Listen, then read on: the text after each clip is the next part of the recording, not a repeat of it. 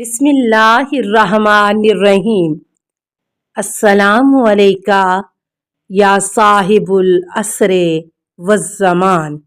منزل بمنزل کربلا امام حسین علیہ السلام کا 11واں پڑاؤ شراف۔ ابو مخنف کی روایت کے مطابق بنی اکرمہ کے ایک فرد لوزان نے ابی مخنف سے نقل کیا کہ اس کے ایک چچا نے اس واقعے کو اس لوزان سے بیان کیا تھا کہ امام علیہ السلام کا قافلہ درہ عقبہ کے بعد منزل شراف پر پہنچا۔ شراف نام کی جگہ کربلا کے راستے میں مکہ اور کوفہ کے درمیان واقع ہے۔ شراف کے معنی بلند پانی کے ہیں۔ یہ جگہ واقعہ اور قراء نامی جگہوں کے درمیان واقع ہے۔ یہ واقسہ سے 2 میل کے فاصلے پر ہے اور اس منزل سے لوزہ تک 11 میل کا فاصلہ ہے۔ اس جگہ کی وجہ تسمیہ میں کہتے ہیں کہ شراف نامی شخص نے اس جگہ پانی سے پر کنویں کھودے تھے، اسی مناسبت سے اسے شراف کہا جاتا ہے۔ اور یہ بھی کہا گیا ہے کہ سام بن نوح کی نسل سے عمر بن معتق کی شراف اور واقسہ نام کی بیٹیوں کے نام کی مناسبت سے یہ نام رکھا گیا ہے۔ اس مقام پر پانی وافر مقدار میں تھا۔ امام علیہ السلام نے یہاں قافلے کو ٹھہرنے کا حکم جاری فرمایا۔ جب صبح نمودار ہوئی تو آپ نے اپنے جوانوں کو حکم دیا کہ اضافی پانی بھر لیں۔ ان لوگوں نے کافی مقدار میں پانی کی مشکیں بھریں اور صبح سویرے سفر شروع کر دیا تاکہ دن کی گرمی سے محفوظ رہ سکیں۔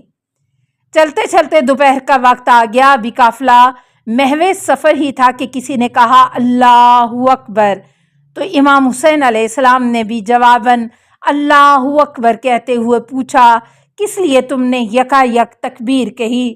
اس شخص نے کہا، دور عراق کے نخلستان دیکھ کر ہم نے خوشی سے تکبیر کہی ہے۔ اس پر قبیلہ بنی اسد کے ان دونوں لوگوں عبداللہ بن سلیم اور ابن مشمل نے کہا، ہم نے اس مقام پر اس سے پہلے کھجور کا ایک بھی درخت نہیں دیکھا۔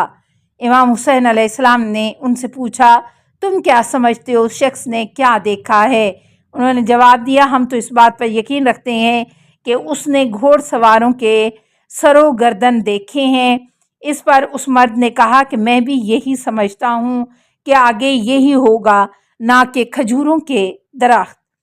کچھ نے کہا، ہمیں تو کوئی لشکر معلوم ہوتا ہے۔ امام علیہ السلام نے کہا، مجھے بھی ایسا ہی معلوم ہوتا ہے۔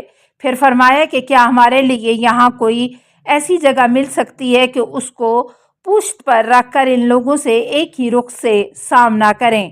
ان دونوں آدمیوں نے کہا، آپ کے پہلو میں ہی ذوحسن موجود ہے۔ آپ نے قافلے کو ذوحسن کی طرف چلنے کا کہا اور مخالف سواروں سے بیشتر ہی آپ ذوحسن پہنچ گئے اور خیمے لگانے اور قیام کرنے کا حکم دیا۔ علامہ علی نقی نکن صاحب اپنی کتاب شہید انسانیت میں بیان کرتے ہیں کہ اب غالباً محرم 61 ہجری کا چاند فلک پر نمودار ہو چکا تھا۔ کتابیات مقتل ابی مخنف، شہید انسانیت، حدیث کربلا، صحیفہ کربلا۔ السلام علیکہ یا صاحب العصر والزمان۔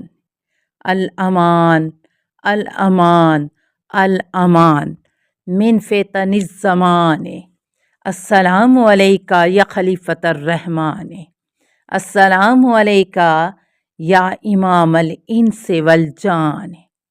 السلام علیکہ یا مظہر الایمان۔ السلام علیکہ یا شریک القرآن۔ السلام علیکہ یا قاطع البرہان۔ السلام علیکہ یا امام زماننا ھذا اجل اللہ فرجک وسہل اللہ مخرجک وظہورک۔ السلام علیکہ ورحمۃ اللہ۔ اللہم صلی علی محمد و آل محمد۔